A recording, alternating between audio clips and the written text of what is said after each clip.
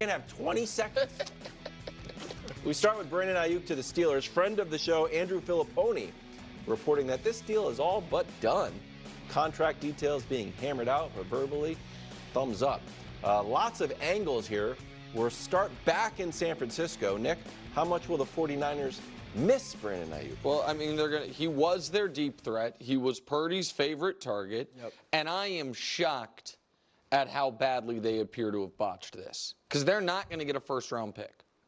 And whatever pick they get is not going to be on the, is not going to be on the team this year because the draft is not until after this year. The Steelers, I do think they're likely to get a player, for most likely some type of offensive line help, but no noteworthy name, no one on the Amari Cooper level, which is what we discussed yesterday. And you saw this train coming down the tracks. Here's the thing about Brandon Aiyuk. He has not been subtle. Remember when he posted on, was it TikTok, the Washington All-22 that he was studying? He was tweeting to Mike Tomlin. Yeah. He was talking openly on the pivot and anywhere. I want to get out of here. These guys don't want to pay me. Reportedly, the Steelers offered a first-round pick before the draft. And the Niners, a couple weeks ago, John Lynch, no intention to trade Brandon Aiyuk. Now, it can be messy to do what I would consider brew-style negotiations, which is you're under contract. So are you not going to play football? Right. I mean, it's not a criticism at old school. Yeah, it's not a criticism. You got a contract. You're under contract. Show up. You're not going to sit out a whole year. But it appeared that's what they were going to do.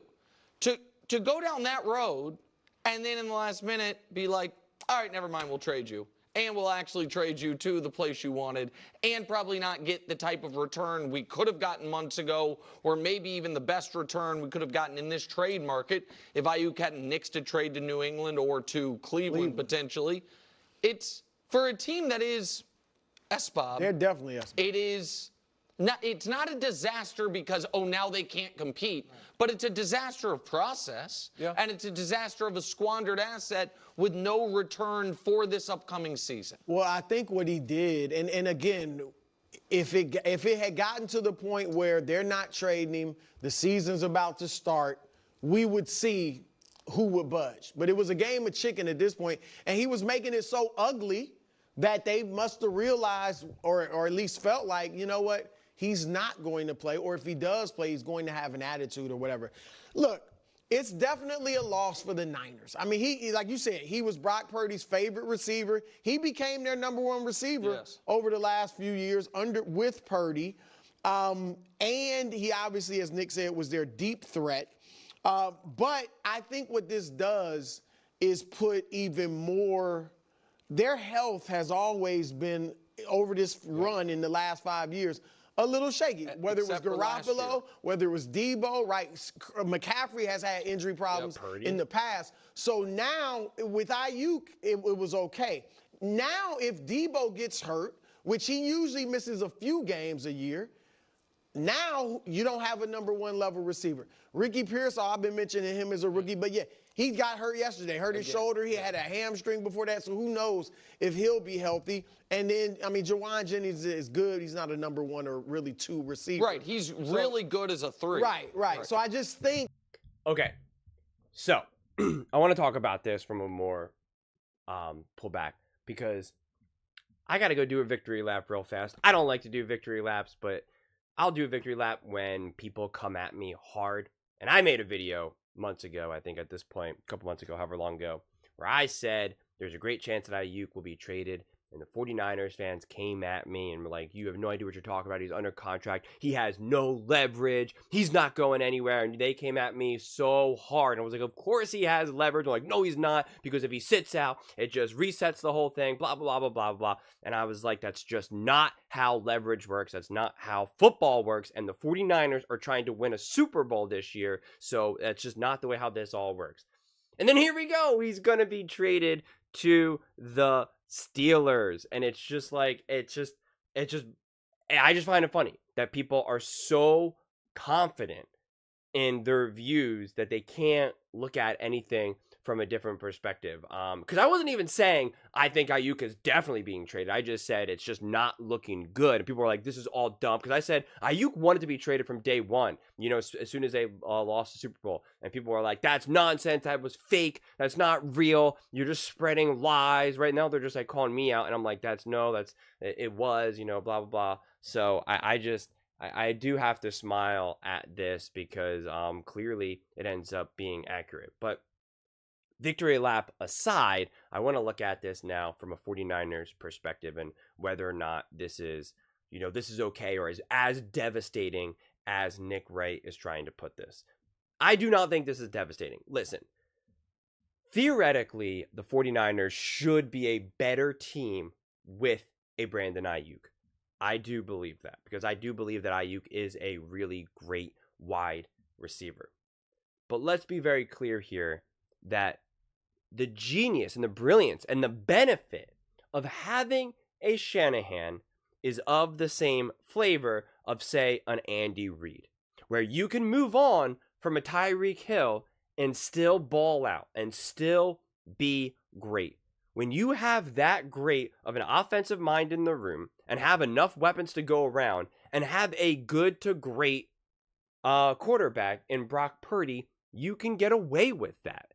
You just can. And I believe that's what the 49ers will be able to do. Just like how I think the Chiefs would be better with Tyreek Hill, right? It doesn't mean, though, that they still can't continue on and still be great and still compete for a Super Bowl with or without Tyreek Hill, just like the 49ers can do with or without Aiyuk. I do agree with Brew, though, with the fragility of the injuries, right? Christian McCaffrey now has hurt his calf, like he's constantly on and off. We know Debo. You know, we have those issues. Kittle, I'm not saying we as in like, you know, me as being like a 49ers, but like just in general for the 49ers, Kittle is getting older. Like you do have these issues. Like it is a real thing that the 49ers are facing. Whether that means that they needed to try to find a way to keep Aiyuk or not, no, I really did not like Aiyuk's antics at this point. I think that the 49ers run a very, they're kind of like the Golden State Warriors. They run a very close-knit, highly intelligent, high-cultured operation. Ironically, I just realized, they're both in the Bay Area, right? Both San Francisco. And when you have someone acting out like an Aiyuk, it's like, okay, I understand what you want. I understand it's the year 2024, and sometimes people got to do what they got to do to get their money. But like, what are you doing? You're right. You're going on social media. You're talking to your friend for another team, saying they don't want me. Like you're being immature. You're being a baby. It's kind of low class. It's not professional, right? If you want to make money, prove that you're worthy of that money. Prove that you're a leader of this team, and you're not doing that. You can demand more money. You can say, I want more money and I want to maximize my contract. You can ask for that. You can try to position yourself for that. But you don't do it how he did it. You just don't.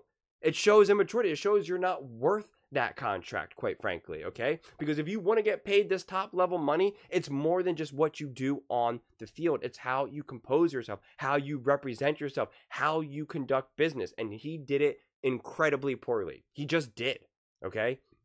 It's just not what I agree with. And so I think Aiyuk can still have success with the Pittsburgh Steelers because I think he is going to now what's proving to be a formidable offense. Certainly definitely better than him going to the Patriots. But I think the Steelers will definitely be better with Aiyuk, right? Like that can't go without saying. But I don't think that the 49ers now will necessarily be devastated by this loss of Aiyuk. I do not believe that. I know Colin Cowherd had originally predicted that he thought that they were going to move on from Debo because Debo's getting older and they would move on from Debo, give Aiyuk the money because they drafted Pearsall, who was supposed to be kind of like a baby Debo and can kind of do more similar things what Debo can do rather than say Aiyuk. That obviously ended up not being true. So it is kind of interesting that this is the direction that they went to. And I just don't think, though, that this is going to be so insanely devastating because I do believe in Shanahan. I believe coaches like Shanahan, McVay, Andy Reid, they have a habit, and we're even seeing this now with Kevin O'Connell, with some of the other wide receivers that he's kind of used, Shane Steichen. We see that these wide receivers really step up, and they step up quickly. And these great offensive mind, these coordinators, they're able to put their wide receivers in positions to consistently succeed. That's why partly we're in this wide receiver boom. Not only is the talent just getting better because people want to be wide receivers, they know that's where the money and the fortune, the fame, and the glitz and the glamour is, right? So we know that more and more players are like, I want to be a wide receiver rather than, say, a running back. So we see that. So now we see the talent going that way. But also just the philosophy, the rule changes, and the really, really smart coaches in the NFL are able to consistently set these wide receivers up to just succeed. That's why we have so many great wide receivers. Once upon a time, it felt like we only had like 2 great wide receivers, right? It would always just be like, 1 and 2, and that was it. And then everyone else was like good, but like not. Now it feels like we have like 30 different OBJs, 30 different TOs, right? It just like, that to me, that's what it feels like. Like every team, we could be like, that guy's a dude. And it's just like people can say, who is it? Jamar Chase, Jefferson, Aiyuk, Debo, AJ Brown. I mean, I'm missing a million names, so don't get too lost in the names that I just said. I'm just whipping out these names. That's kind of my point. It could be anyone. Tyreek Hill. So it's just wide receivers are so powerful and so important right now. But at the same time, when you have a good quarterback who can throw you a good ball, and you have the coordinator who can actually scheme you open, a lot of wide receivers can succeed in a lot of different circumstances. And so I believe truly that the 49ers will be okay. And the last point I'll make is I have to imagine, and I could be wrong, I have to imagine Shanahan was like, this will be okay. I have to imagine Shanahan gave his blessing, because I have to imagine they were like, can you win? Can you do essentially what I just said, without Aiyuk? Can you bring another guy up and be just as great? Now, maybe Shanahan's too cocky, too confident for his own good and believes in his own sauce, and that's not true. And then he ends up, egg on his face, or it ends up being correct. I personally will bet on Shanahan in that regard. I am super high on Shanahan. It does feel like a lot of 49ers fans are starting to slowly sour on him. And all I do is have to say is just remember Andy Reid in Philadelphia, okay? These things take time. Okay, you're not going to always be 100% perfect. And at this point, Shanahan is the 49ers. It's not Purdy. It's not Christian McCaffrey. It's not Debo. It's not Kittle. It is Shanahan. Shanahan is the 49ers. He is the leader of that team. He is the DNA of that team. So you have to kind of decide, do you trust what Shanahan is doing and how he constructs and how he conducts business? Yes or no? If yes, then trust that this is the right decision. If no, well, then maybe he's just setting fire to the 49ers, and maybe he'll be fired within the next couple of years. Either way, I'm here to watch it and find out. But those are just my thoughts. I would absolutely love to hear yours. What do you guys all think about this? Do you think San Francisco will miss Aiyuk, or do you think that this will kind of also be one of those situations where it's addition by subtraction? And yeah, I'm going to make another video talking about Steelers and Aiyuk individually, so I won't even address that, but definitely let me know your thoughts. I read every single comment, so whether you agree with me or disagree with me, either way, let's get in some discussions, let's get in some fights, but ultimately, let's just have some fun. And please do consider subscribing. We are building an amazing community here, and I would absolutely love to see you part of it. I want to build something that we all genuinely feel connected to, something that we're really excited to be part of. I think we're well on our way to doing it. And please don't forget to give this video a thumbs up, as it really does help with the visibility and the algorithm. Thank you so much, and see you next time.